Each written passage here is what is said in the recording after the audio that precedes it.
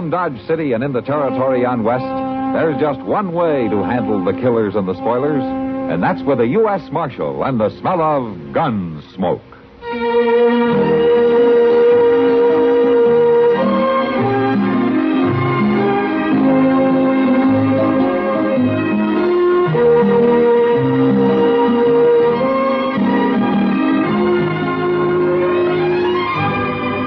Gunsmoke, starring William Conrad, the story of the violence that moved west with young America, and the story of a man who moved with it. I'm that man, Matt Dillon, United States Marshal. The first man they look for and the last they want to meet. It's a chancy job, and it makes a man watchful and a little lonely.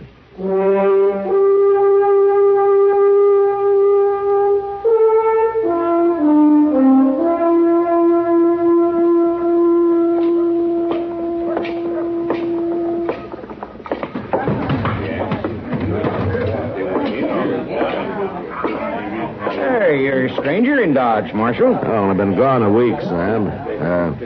You got any rye left? Kitty over there has got the last bottle, Marshal, but I'll have some tomorrow when the Santa Fe gets in. Good. Meanwhile, I'll see if I can talk Kitty out of a drink. Sure. Oh, I heard you were back, Matt. How are you?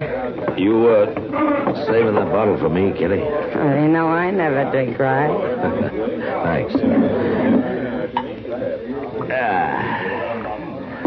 Well, here's to you. Thank you. That's the closest I've been to civilization in a week. Did you find what you're after? Yeah, I found him, all right. Say, what's that stuff you're drinking? Oh, this? Yeah. Oh, here. I keep the bottle on the floor. Looks better. Let me see it. Professor Bone's Wonder Medicine? Celebrated vegetable pulmonic detergent. Yeah. Well, I hope it tastes better than it reads. Oh, it tastes fine, Matt. It makes you feel fine, too. Essential oil of worm seed, a new and valuable curative. Yeah. Professor Bone, Ph.D. and Pulmist, Professor of Practical and Medical Botany, Natural and Civil History. Oh, well, that makes sense. Kitty, where in the world did you get hold of this? Oh, everybody's taking it, Matt. Oh, I forgot you were away when Professor Bone arrived. Well, he arrived. You mean he's here in Dodge? Oh, sure. He came last Thursday. He's got a fancy wagon he lifts us from every day. About this time, as a matter of fact. You should hear him, Matt. He's great. Yeah, he must be. No, he really is. What's in that tonic, Kitty? You're kind of misty already, aren't you? Oh, it makes you feel great, Matt. Try some. Here. No, thanks. I don't need any worm seed oil. Liquor does me all the harm I need.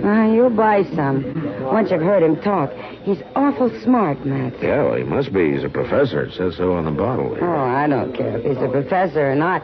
He makes wonderful tonic. Yeah, I can see that he does. Matt. Yes, Matt. I'm glad you're back. You come with me. Hello, Doc. Sit down. No, you come with me outside. I want you to see this spectacle. What are you talking about? This red-nosed old scarecrow, Lute Bone. He ought to be tarred and feathered, that's what. Oh, now, Look, Doc. right there. There's a bottle of it. Kitty, is that yours? Well, it's good, Doc. It's real good. I'm going to smash this in the street. Oh, no. And if I find you drinking any more of this, I'll paddle you. That's what I'll do. Really? You see? You see what it does to people? Come on, Matt. Look here, Doc. I might as well find out what this is all about. You will excuse us, won't you, Kitty? You, not Doc. I mean what I said, Kitty. Oh, boy. Come on, let's go, Doc. Yes, all right. Oh, Kitty. There's his wagon. And look at that crowd of fools. What's so wrong with that, Doc? I'll tell you later. First, I want you to hear him talk. The man's demented, that's what. And he's dangerous, Matt. He's deadly dangerous.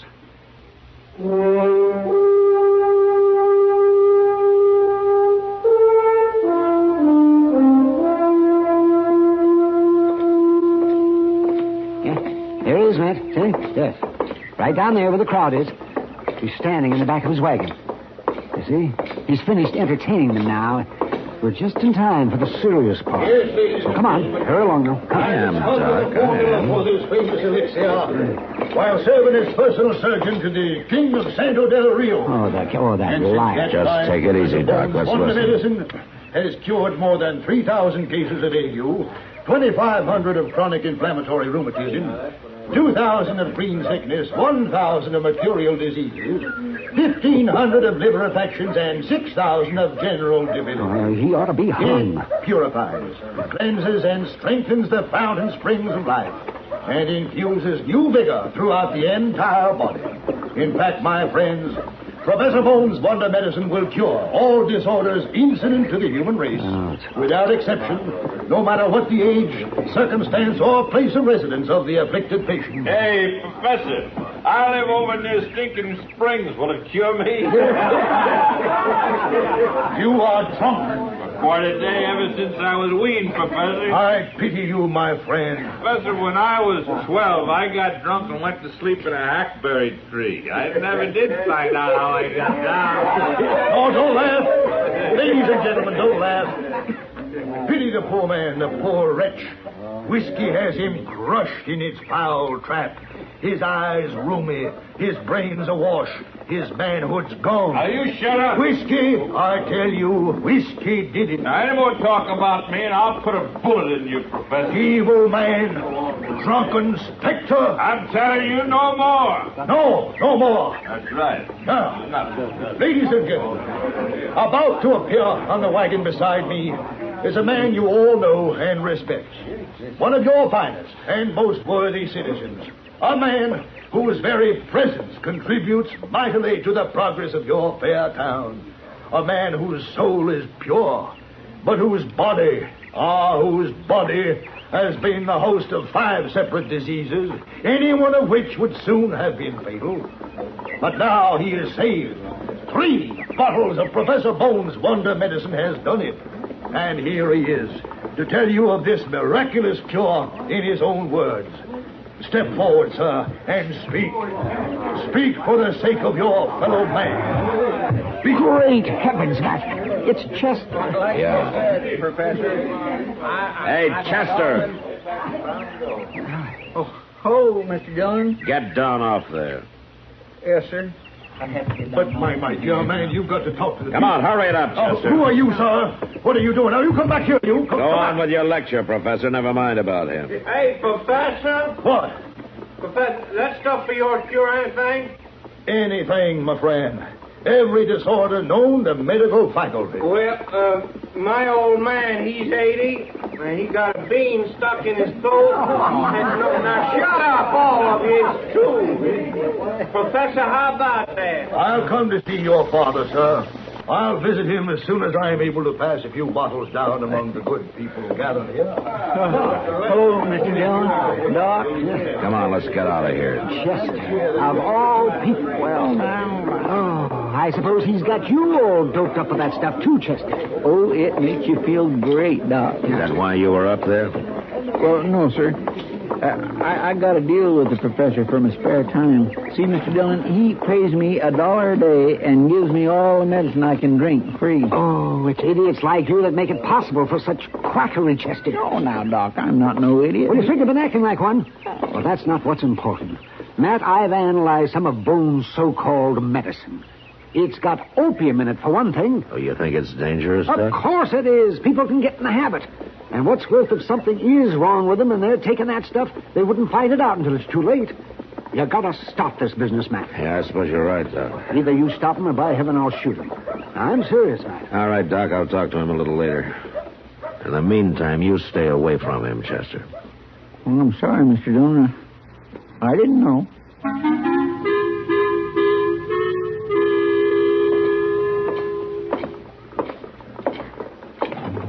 Liquor, gentlemen, inflames the blood, causes dropsy and gout, unhappy wives, empty larders, naked children, lost cows, leaky roofs, bloody noses, broken shins, flat purses, and bad reputation. Oh, That's enough of that, Professor. Now get out of here before I break a bottle of good whiskey over your head. you're a destroyer of men, agent of the devil. Shut up. Nobody's going to preach against liquor in this place.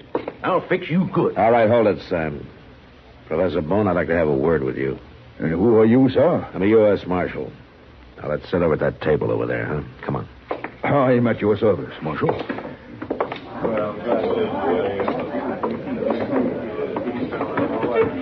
And to what do I owe this honor, sir? Well, it isn't exactly an honor, Professor. I want you to stop putting opium in that stuff that you're selling. Oh, come now, Marshal. Surely you don't believe... Doc Adams has analyzed it, Professor, and either you make it harmless or I'm going to run you out of Dodge. Yes, sir. I believe you would. Now, you're free to sell it and you're free to do all the talking you want, but that's all. I'm a lonely old man, Marshal, and I'm tired of wandering. I'll do what you say. Good. And I hope you don't get yourself into trouble with that preaching about liquor. I've been fighting against drink ever since I was a youth. What about opium? Isn't that just as bad? Oh, there's not enough of my medicine to do any harm, Marshal. Maybe. But why are you so strong about whiskey? Well, Marshal, when I was a child of 12, my grandfather got drunk and threw a pet owl onto a horse that was standing nearby. What? He did. And it frightened the horse into kicking an orphan boy. Broke the rim of his belly. That boy died, Marshal. Oh, I see. Professor Bone? Ah, Mr. Reeves. Welcome, sir. And how is your good father? Marshal, I'm glad you're here. Now, what's the trouble? Well, this here professor's the trouble, and I'll tell you.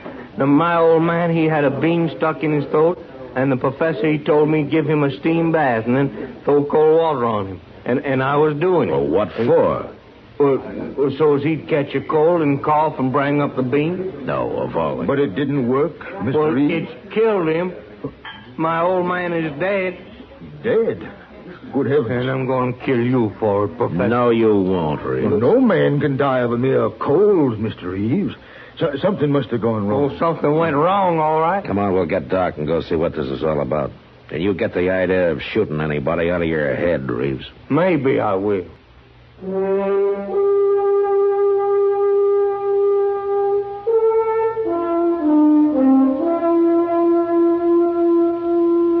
Professor Bone wasn't a normal, everyday type of citizen, but he wasn't a murderer either. And whatever had gone wrong and killed Reeves' father couldn't be blamed entirely on him. The way I looked at it, Reeves was a fool to follow his advice in the first place. Now we found the old man still lying in the steam bath that Reeves had made. All he'd done was to dig a big hole in the ground with a fire pit in the middle and then stretch some canvas across the top for a roof. Doc climbed down into it. After a few minutes, he came back out again. Well, Reeves, all I can figure is your father died of a heart attack. Well, I don't believe that, Doc. He was strong as a bull, that old man. I know, but I don't think there's nothing else that could have caused it. How long did you have him in there, Reeves? Oh, maybe a half hour, Marshal. He was just having a fine time when I left him. He poured a whole bottle of vinegar on them rocks, and I just went up to the house to get him some more. Vinegar? Well, sure. Professor here says it helped make him sweat. Wait a minute. What's wrong? It's the vinegar that killed him, Reeves. Well, how do you mean? That's limestone you used in there, well, isn't it? Sure, limestone. All right. Now, you put vinegar on hot limestone, and it'll make carbonic acid gas. Well, and that's what suffocated your old man. Well, I didn't tell you to use limestone, Mr. Reeves. You can't blame me for that. No. But the vinegar was your idea, Professor. I still say you murdered him. Now, wait a minute, Reeves. You're not being sensible. This thing was an accident, that's all. I am not a murderer. I never hurt anybody in my life. You don't even know what you do, you old buzzard. Selling that slop of yours loaded with narcotics. Did you tell him to stop that, Matt? Yes, he said he would. My medicine is as pure as the dew, Jim. Pure as dew. I'm going to analyze it every day you're here, and I hope that won't be much longer. I'm a lonely old man, sir. And the only home I have is my wagon. Well, then go live in it, but somewhere else. You've caused enough trouble around here. But am I to be banished from the face of the earth? Am I not a man like any other man?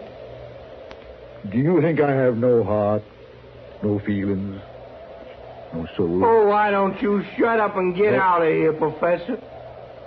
I want to bury my daddy. I would gladly help you in that task, Mr. Reeves. Oh, no. No, sir, not you. Not by a long sight. You are unkind, sir.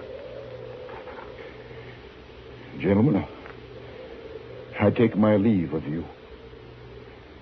Good day. For some reason, the three of us stood there in silence and watched Professor Bone walk away. He stopped once and glanced back at us for a moment, and then he went on. Later, when we got back to Front Street, his wagon was gone, and we figured that probably that was the last we'd ever see of him.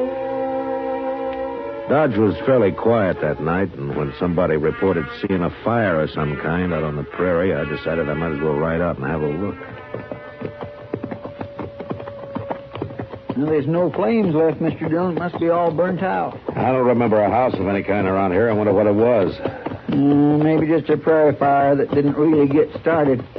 Wait a minute, there's something, Chester, over there, see? Oh, that's right. I can see a few coals.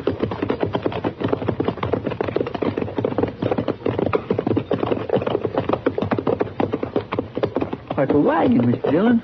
All burnt up. It's Professor Bone's wagon, Chester.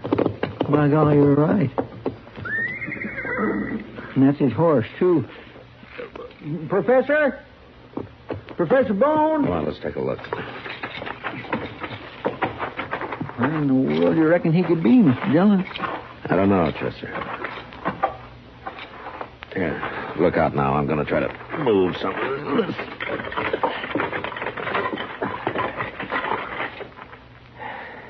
Oh, my. You think that's the professor? Yeah, I'm afraid so, Chester. Poor old fella. He must have been asleep and his wagon caught fire. Yeah, maybe. Funny thing, he couldn't get out, though. Unless he was drunk or something. Professor Bone didn't drink, Chester. Yes, sir, that's right. I forgot. He sure didn't. You think maybe somebody did this on purpose, Mr. Dillon? Yeah, they had 2 or 3 men pretty mad at him. Or maybe it was Indians. No, not this close to Dodge. No. No, I guess not. I don't know, Chester. A lot of things can happen to people who get too lonely.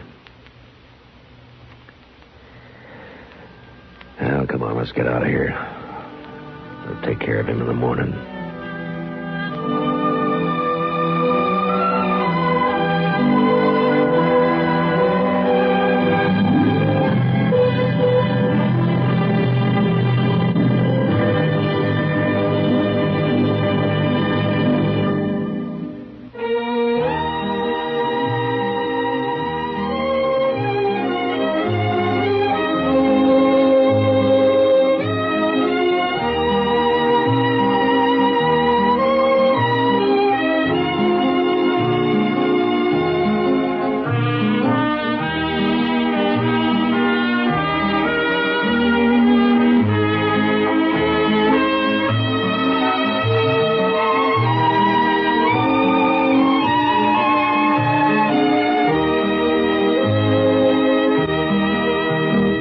Gunsmoke. Produced and directed by Norman Macdonald, stars William Conrad as Matt Dillon, U.S. Marshal. The music was composed and conducted by Rex Corey.